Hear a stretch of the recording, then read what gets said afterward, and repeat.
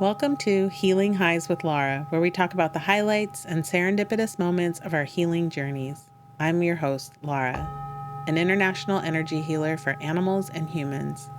Thank you for being here. I love sharing these stories with you. Hi, everyone. Thank you for being here for another episode. I was showing you on another solo episode that, we always had my cats represented, and I, showed you. So I want to tell you, they're always here. They're always in the episode with us, doing healing with us. So I wanted to remind you that they're here. So if you see the video, you can see that they are still here. Today I wanted to do kind of like a Q&A episode because recently a lot of people have been messaging me questions and saying, "Oh, can you answer this?" Or like asking me the question, but then sometimes saying like, "Could you answer this on the podcast?" And in some ways I was like, oh, it's like it wouldn't really work to talk about that in like another podcast. So I was like, "Oh, we should just do a Q&A." So one of the questions I wanted that came up was our first guest in this season. Marianne, she brought her dog, Yoshi, who she described as like her warrior, protector. And I had thought that day, I think she has dogs. I want her to bring like one of her dogs. But I didn't say anything because I didn't know her until that day. And then here she shows up, and I was in another room, and she brought a dog, and I came out and there's a dog. So I was so happy and excited. And then we went outside, and where we're at and recording, Yoshi started walking the perimeter of the space. And I had made a little video of that and posted it on our Instagram for the podcast. And somebody asked this question. They were like, "Can you talk more about that? Can you talk more about animals, what he was doing in that moment? Why was he walking the perimeter? What was he doing? What is his spiritual energy that he's holding in that?" And so, yeah, as you would imagine, he was going literally to the corners and walking around plants and to the edge of the fence and then around another structure and to another edge of the fence. And he is essentially creating a barrier and a boundary of energy for us. So while his person is here, they're protected and safe. And then everything we're doing is protected and safe. And then during the podcast, he sat on her lap for the majority of it. If you see the video, you can see that. And then at some point in the podcast, he started to walk around the area. And again, it's this idea that animals can sense when they need to move energy, they need to go check things out, make sure we're good. And then at the end of the episode, it was so lovely because I wanted to, as we were kind of saying goodbye, and I was thanking Marianne for being here, it was like, I want to thank him too, but he was kind of wandering, and there he is. Boom, he showed up right in front of us, right in that moment. And again, understanding, okay, now we're going to close the space, wrap up the space. I'm here, I'm ready to do it with you guys. Let's close up the space. So very present, very sensitive, aware being, knowing what his job is for his person and that they work together in those ways.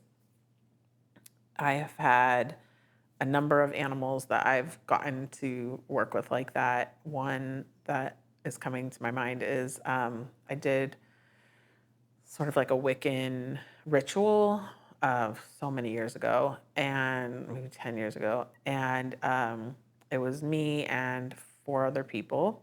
And we did it in this person's home in their backyard.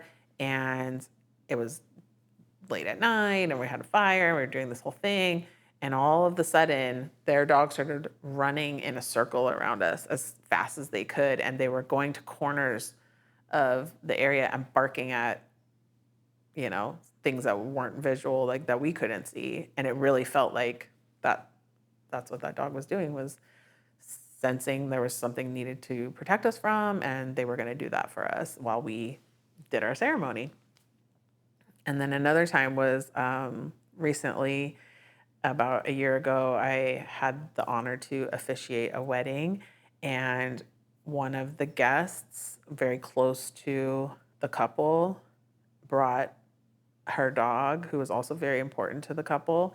And in the ceremony, um, the guest was, it was like we were in this forest and we were kind of up on this hill, me and the couple that was getting married.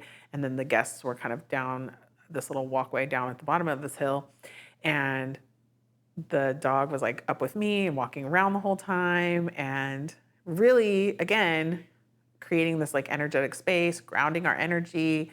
And it was so funny because his person was down there like mentally like calling to him like, get down here, what are you doing? And we were talking after like, no, they were doing shamanic work. We were a team, me and this dog. I want to say the name, but I don't want to, I hadn't asked the person if I could do that. And so one of the other things that was so incredible was when the couple said their vows, then the dog went and stood between them. All of a sudden, like after moving around, and then went and stood between them and was just like with them in that moment. And you would have thought it's their dog.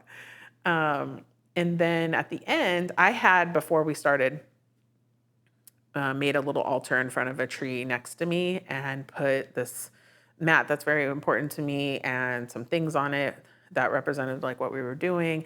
And then the couple had done like a hand fasting ceremony with a really beautiful, I can't remember what it's called, but you tie it as a symbol of your connection. And we had hung it in the tree over the little altar I'd made, so that I could take it from there and give it to them to do their ceremony. And at the end of everything, and I was stepping away so they could do photos and things, I went to clean up my altar and we realized that the dog had brought a stick over and placed it in the center of the altar.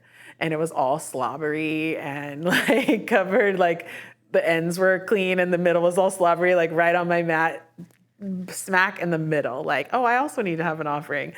And so there's just like a number of things that were just so beautiful in the way that this animal held space for everyone and participated in these ways. And we were just talking about it the rest of the day. And then we started joking around that me and this dog were available to officiate your wedding. And we worked together as a team and having this whole thing.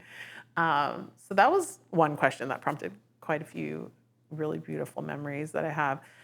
Another question somebody asked was, in the episode where I talk about what I do for medical appointments or procedures, how I clear my energy or, protect the space, I mentioned that I go to a dentist that is holistic and uses muscle testing. And somebody was asking to explain more about that, like what is muscle testing? So muscle testing is a way to know like your true answer, your subconscious answer, like going beneath your kind of surface level thoughts to the truth. And it can be used for a lot of different things. And we use it in theta healing to find like subconscious beliefs that you might not be totally aware that you hold. And there's two different ways that we use muscle testing, because there's a lot of ways that you can do muscle testing. So in theta healing, we do two ways that we teach and use.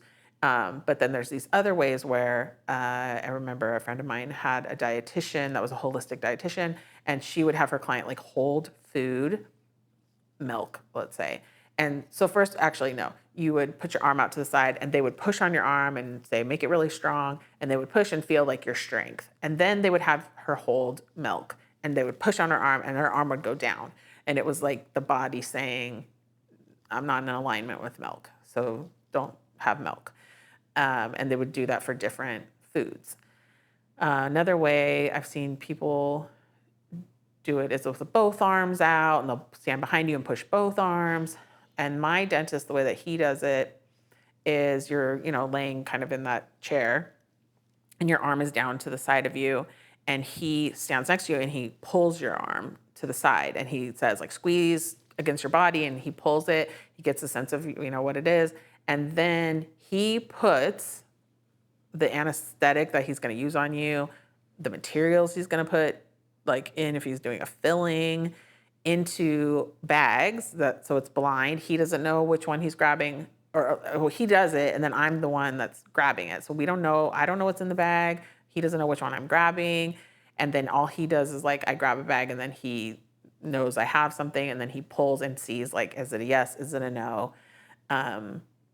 So that it's energetically and physically aligned with your body, what's happening. And a validation of that is my entire, well, I won't say my entire life, but at one point I discovered I'm allergic to a very, very common anesthetic, and it's used in everywhere. And so when I met him, was saying, oh, even though you know that from things that have happened, let's test it. Let's muscle test it. And so he put different, and also to find out like what one can we use, even though I had used other ones. So he put different ones in different bags, and then I like would go in and grab one, and he would pull, and if it was a yes, he'd put it to the side, and if it was a no, he'd put it to the other side. And then at the end, we looked at them, and the one that was a no is the one we know I'm allergic to, and the other ones tested fine. And so then, since then, he's always used those. And so it's really nice to have a dentist that has that mindset, and there's so many other amazing things about him that make it like a great dentist to go to that's very different than your usual. So that was another question somebody had asked. And so then kind of the last big question was, in what episode? I think it was the house blessing, bless your space episode. I think it was the first episode of the season. Who am I talking about? I'm already like jumping ahead of what I'm going to say. Not even a man, so that's why it's like, what am I talking about? This person asked me a question, and I talked about that I had sometimes used holy water from the Vatican as a blessing of my space. And this person messaged me and was like, you have holy water from the Vatican? Like, what's that about? Can you talk more about that? I have so many questions. And I think I also say like an aside of like, oh, because you can meet the Pope. Not meet the Pope, but be in a smaller room and in an engagement with him. And they were like, I need to know more about this. So I thought, okay, it is a funny story. So yes, you can go to the Vatican, you can purchase holy water. What happened for us is like we were at St. Peter's, which is connected to the Vatican, and it was closing. And this person was sort of like kind of taking us around to these little areas as they were walking us out. And if you've been there, or if you don't even know, it's the largest church in the world. So it's giant. And so here we are in this like corner of this gorgeous, amazing church in the dark. And this person's like leading us out like a side door. And we kind of mentioned, oh, we get to purchase holy water. And he was like, hold on.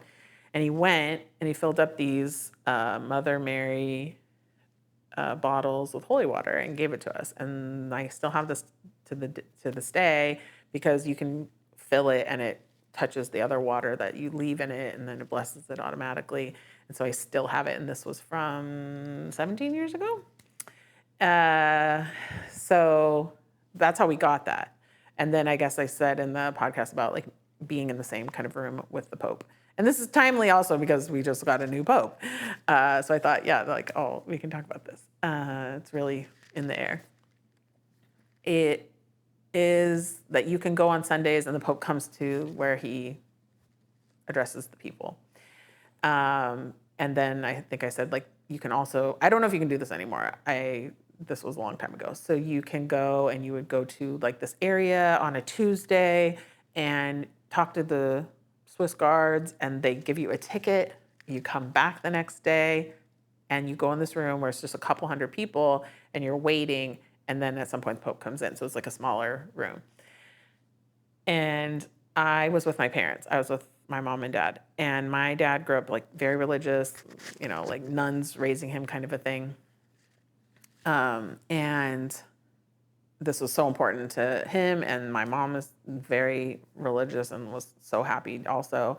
And here we are, we're waiting in this room. You can feel the excitement.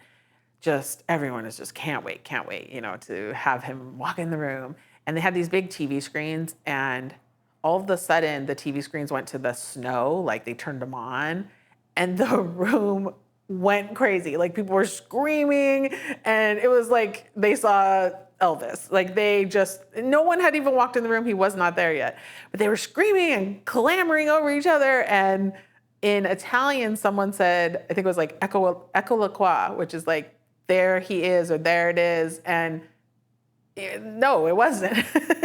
It was nothing. It was just the TVs got turned on, but the energy was so like heightened that they were just like, ah, there he is, ah.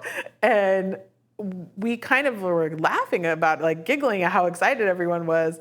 And my mom was sitting next to me, and she was really laughing about it, like, oh my gosh, I can't believe how intense this is. Like, wow, they really like went like yelling and bursting out and with all these things just because the TVs came on, and really going on and on about it from her perspective of it. And then when the Pope came out, my mom screamed at the top of her lungs, there he is, which is the same thing that the person said in Italian next to us.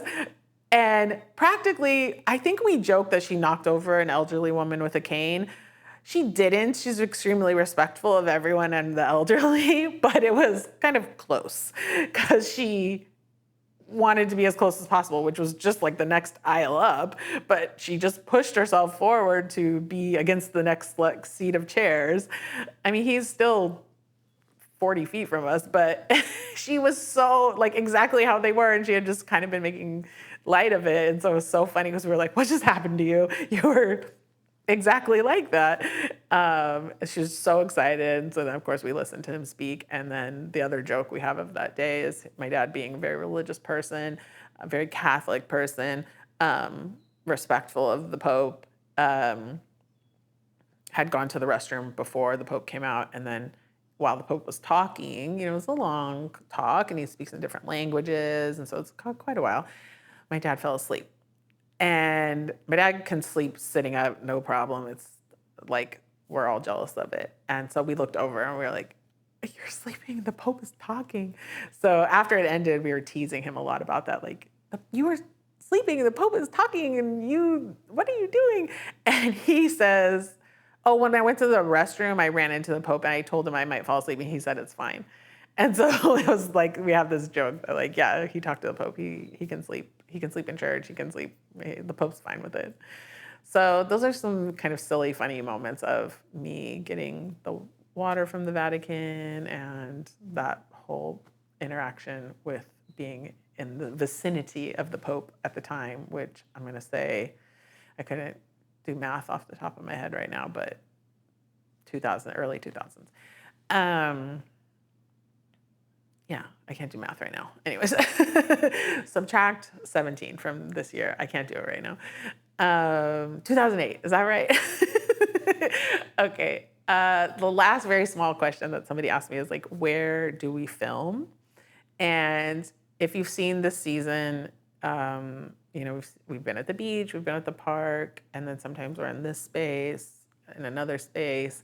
And so the spaces like where we are right now, we're in the void. So that's where we are. And it's really lovely, and we're very fortunate. Yeah. So the only other story I wanted to tell you today was something that happened to me yesterday that I just thought you all would really like from things that you messaged me.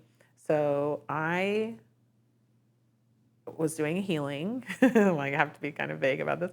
I was doing a healing for someone, and we had agreed before the ceremony that while they were doing their healing, they wanted to work on their money kind of beliefs and blocks and barriers, along with some other things.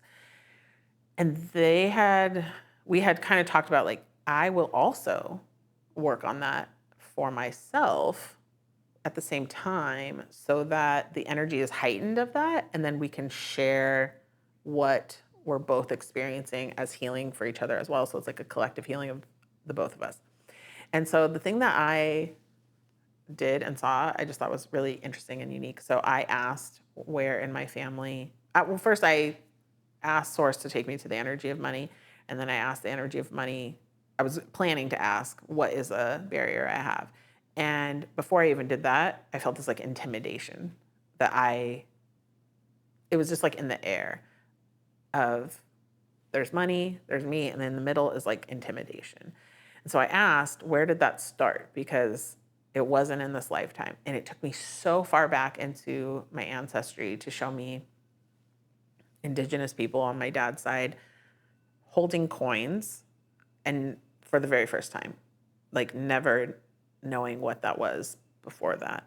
So the very first time they were ever introduced to the idea of money and coins and what that meant to them, because before that they operated as a community in a system that they helped each other and they traded and they gave what they had to get something that someone else had, and everyone worked together. So now here's this idea of money, and they're very intimidated by who gave it to them, who had it, how are they supposed to use it, we're afraid of it, what does this mean about our system and what our system is.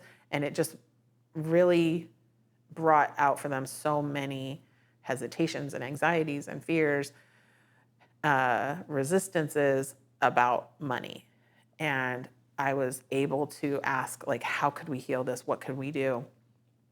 And it was so much about that it's okay to do all of it.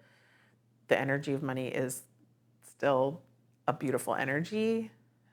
And it's just good to shift your beliefs into that trading is great, helping each other is great.